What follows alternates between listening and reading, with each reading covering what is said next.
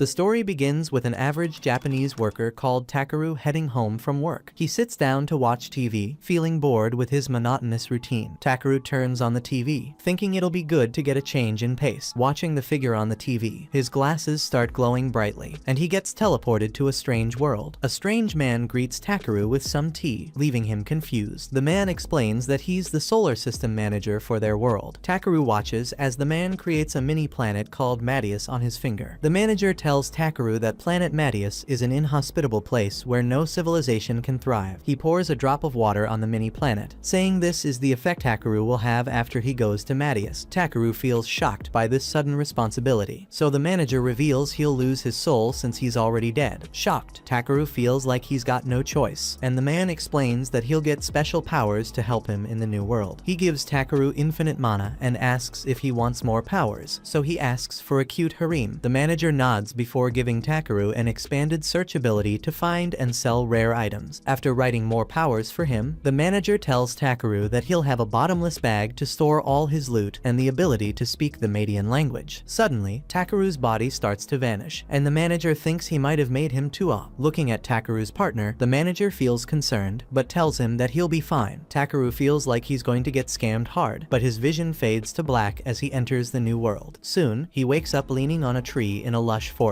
When he looks up, Takeru sees a huge ringed planet in the sky. He gets up to search for more people. After some walking, Takeru finds a village, but feels worried because he has no money. Remembering the manager's search ability, he tries to search for items. Nothing happens, so Takeru looks like an idiot with his wand out. Thinking he messed up the spell cast, he tries to write the spell on the ground. The search spell finally activates and reveals the locations of several items around him. Takeru scans one of the items, learning it's a B-grade night grass. Excited by its rank, he picks up the grass before getting up to grab the other items. However, Takeru gets disappointed since they're all E rank. Then, he finds a pretty rock, but a scan reveals it's actually monster poop. Takeru is shocked that the poop is actually C ranked and stores away his items in the bag. He leaves to sell the items at the village and finds a yawning guard at the entrance. The guard feels surprised by his height and asks if he's a knight. However, Takeru explains that he's just a gatherer, and the guard introduces himself as Captain Marlowe of the village's defense. Marlowe walks to open the door, explaining that his village has a general store to buy Takeru's herbs. As Takeru walks in, he feels embarrassed by the curious stares around him. He walks into the general store, and the shopkeeper asks if he needs something. Takeru asks if he can sell the monster poop, and the shopkeeper feels excited by the item's quality. He tells Takeru that it'll sell for a gold coin, so he asks if it'll be enough money to stay at an inn. The shopkeeper explains that a gold coin can pay for 2 nights at an inn, which costs 500 raves per night. Takeru is shocked that the poop is worth so much and happily accepts the shopkeeper's price. The shopkeeper rubs the shiny poop on his face and asks if Takeru has more materials. Takeru gives him all the herbs, impressing the shopkeeper with his skills. The shopkeeper asks why he's selling rare items in his small store, so Takeru says that he's a traveling merchant, thinking he's got the skills. The shopkeeper asks Takeru for a serious job. He requests some rare mithril ore from an eastern mountain, and Takeru asks for a local map. The shopkeeper nods before paying Takeru 360,000 raves for all his items. Takeru's eyes pop out at all the money, but the shopkeeper warns that he'll encounter monsters in the mountain. With his money, Takeru books an inn to get some rest. An inn employee enters the room with a tub of hot water. She tells Takeru he can clean his body with the water, and he asks where he can get a full bath. She reveals that only nobility can afford full baths in their world, but Takeru can also ask a water magician for one. Excited to use his own magic, Takeru takes the bowl and gives the girl some good money to enjoy. After sending her off, Takeru tries chanting words for a water bath. The word clean creates a gush of water that deep cleans Takeru's body. Outside his room, the girl feels surprised by Takeru's euphoric noises. He feels happy that his body is clean, but feels frustrated that he can't soak in a full, cozy bath. The next day, Takeru gathers some more herbs before finding a spade symbol. Checking it out, he finds a rotten skeleton wearing some fighting gear. Takeru falls back in shock, realizing that it's the body of a fallen adventurer. He picks up an amulet containing a letter from the adventurer's sister. Takeru learns that the adventurer was searching for money to cure his father's illness, but his sister wanted him to return home. Feeling sad for the fallen soul, he makes a grave for him and offers some prayers. Afterward, he creates a magic barrier around himself and uses some fuel to start a fire. Takeru places a pot on the fire and fills it with some water and veggies to make a stew. He then adds the meat to the stew and watches watches the heat cook up the ingredients. Once the stew is ready, Takaru takes a bite, finding it delicious. He praises the Ice-Sky world for giving him so many flavorful spices. After eating, Takaru heads into the white forest of ancient dragons. Knowing there are dangerous monsters nearby, he creates some light with a spell. The light reveals some herbs around him, and Takaru feels disappointed that there's no ore. Feeling grateful he hasn't found any monsters, he starts picking the herbs. Takaru thinks that his awful body odor might be repelling the monsters, and starts happily dashing through the forest. He soon finds light at the end of the tunnel and follows it to get out. However, Takaru runs straight into a chasm and starts falling down the pit. He hastily chants the entire dictionary and finally finds the spell to fly. The spell's glow surrounds his body and gracefully helps Takaru settle on the ground. He sits down in relief, but notices symbols for ores all around him. Takaru takes out his hammer and gets to mining all the ore. He breaks off a piece and learns it's silver ore, but fails to find any mithril. He uses a search spell again and finds some hidden ore, but feels the ground shaking around him. He decides to get the ore and quickly leave, using a fireball spell to uncover the hidden rock. Once the spell shatters the rock, Takaru finds some tiny chunks of mithril deep inside. He feels disappointed with the small amount and ignores the shaking ground to search for more ore. He explores the rest of the cave and finds a pristine underwater lake in its depths. He rushes to scan the water and finds out that it's SS-ranked magic elemental water. Takaru feels excited by the valuable find, but learns that it's actually the water from an ancient dragon's nest. A deep voice rings out, asking for the intruder's identity, but Takaru ignores it and wonders how to collect the water. He tries drinking the water, but suddenly, the water erupts as the dragon comes out. It angrily orders Takaru to stop ignoring it, and he watches the creature in silence. The dragon notices how calm he is in its presence, and Takaru apologizes for intruding on its lair. As the dragon examines Takaru's body, he feels weird about submitting to it. The dragon feels respect for Takaru's courage and asks for his identity. Takaru introduces himself as a human, surprising the dragon with the vast amounts of mana in his body. The dragon reveals that Takaru's mana forced him to wake up, but he feels confused. The dragon tells Takaru that his mana is as powerful as its own, and Takaru finally realizes that he's talking to an ancient beast. The dragon nods and introduces himself as Valdius. Takaru asks if he can call him Val, and Valdius agrees. He asks Takaru for a favor, saying that he could awaken his children with his incredible power. Takaru feels surprised, so Val explains that the magic element has stagnated around his lair. He offers to pay Takaru for his services and summons a big cluster of pure mithril ore as a reward. Takaru asks Val where the eggs are, and the dragon summons a big black egg from the water. He sends it to Takaru, who holds the egg to his ear and hears the faint heartbeat of the baby dragon inside. Takaru wonders how to awaken the baby inside, and Val tells him to pour his mana inside the egg. Val explains that it's just like creating the light spell, so Takaru decides to heat up the egg. After heating up, the egg releases a powerful aura and starts sucking all of Takaru's mana inside it. Val starts laughing like a villain, and Takaru realizes he got duped by the shady old beast. Losing his strength, Takaru's vision fades, and he feels himself sinking into water. Takaru hears a strange voice in the dream, scolding him for being so careless. A man appears in front of Takaru and points out that he should have run away from the dragon. The man tells Takaru that he's been toying with planet Madius for millennia, but Takaru has already shaken the whole world on his second day there. The man thinks that Takaru's carelessness will weaken the space manager's protection, before remembering that he wanted a cute partner. As Takaru's eyes start closing again, the man tells him he deserves some trouble. Before Takaru can ask for an explanation, the vision fades and he wakes up in the real world. Takaru hears a cute voice squealing in the dark cave, and Val asks if he's fine. Takaru thinks Val is pranking him with a fake voice and uses a light spell to expose him. However, he finds a dragon hatchling squeaking at him, which jumps straight on his face. After Takaru sets the baby dragon down, Val asks him to name it. Takaru feels surprised that Val is letting him name his child. The dragon explains that his child already has a dragon name, but Takaru should give him his common name. Takaru gets up and starts racking his brain, and decides to call it B for the color black. Loving his new name, B starts licking Takaru's face to show his appreciation. Val calls his child by his full name, Black Nobi Valdius, and praises Takaru for the suitable nickname. Then, he permits B to travel the world with Takaru. Takaru feels the baby join his party and reminds Val that he should spend some time with his newborn baby. He thinks Val shouldn't trust a stranger with his baby, but Val trusts Takaru since he's stronger than him. He then casts a beam on Takaru's bag before sinking back into the water. As B continues slobbering on Takaru's face, Val says goodbye before vanishing into the depths. Takaru feels surprised surprised by the surreal experience and seriously asks B if he's ready for a gathering journey. B happily agrees, so he washes its stinky body to protect his nose during their upcoming adventures. After some time, Takeru exits the cave with B. Watching B happily buzz around in the forest, Takeru thinks that traveling at night isn't a good idea. Feeling hungry, he decides to camp out at the spot for the night. Getting ready to eat, he takes out some magic elemental water. Looking at the water in his bag, Takeru remembers that Vol connected his to the magic lake so that he could provide food for B. B happily drinks some water and asks for more, so Takeru gives her another cup. However, it offers this cup to Takeru, so he takes it and tries some magic water himself. After drinking the refreshing water, Takeru sets down some magic stones and casts a barrier around them. Using the precious stones so easily, he recalls how valuable they are in this world. However, since he can just create magic stones with his own mana, Takeru feels free to abuse them for minor conveniences. With another magic stone ready, Takeru heats it up to start cooking. Even B gets surprised as he watches Takeru turn the expensive stones into a kitchen stove. Knowing it's the same dish as before, Takeru makes some steak and stew, but feels excited to eat it since it tastes so good. He notices B drooling at the meat, but feels worried if the foreign food would harm it. Takeru offers a small portion for B to try, and it burns its mouth from the hot food. To help her eat, Takeru blows on the food and cools it down. Finally, B enjoys a good stew and fills its belly with the food. Watching the baby dragon lays around, Takeru wonders why it's not sad about leaving its father. In response, B just hugs Takeru, so he realizes that it feels happy living with him. Takeru is pleased with its response and checks out B's stats. Even at B's young age, he finds it at a powerful B rank with a bunch of powerful elemental abilities. Takeru gets serious about B, but thinks that it's still a kid who needs to be raised properly. Looking at the lazy baby, he seriously warns it not to try anything dangerous. Even if it's so strong, Takeru reminds B that he'll get scolded by Vol if something goes wrong, but it starts sleeping before he can even finish. Watching it sleep, Takeru wonders if the space manager gave him a reptile partner on purpose. The next day, Takeru climbs up a mountain to reach the forest again. Feeling surprised that the forest looks so peaceful during the day, Takeru thinks that he shouldn't be so worried about the Ice Sky World rules. While B starts playing, Takeru uses his search skill to find more herbs to sell. As he finds some new herbs, B comes back terrified. Takeru searches for monsters and detects several of them in the area. Thinking back to his previous experience when monsters were scared off by his smell, Takeru thinks that his visit to the cave washed the smell off of him. Wanting to get some monster loot, he gets ready to fight the monsters. Suddenly, a ferocious rock falcon roars behind Takeru, but he finds it adorable compared to the terrifying Vol. Noticing the bird's meat, Takeru decides to turn it into KFC. As the bird charges at Takeru, he creates a shield and prepares some ice needles to attack. With a single attack,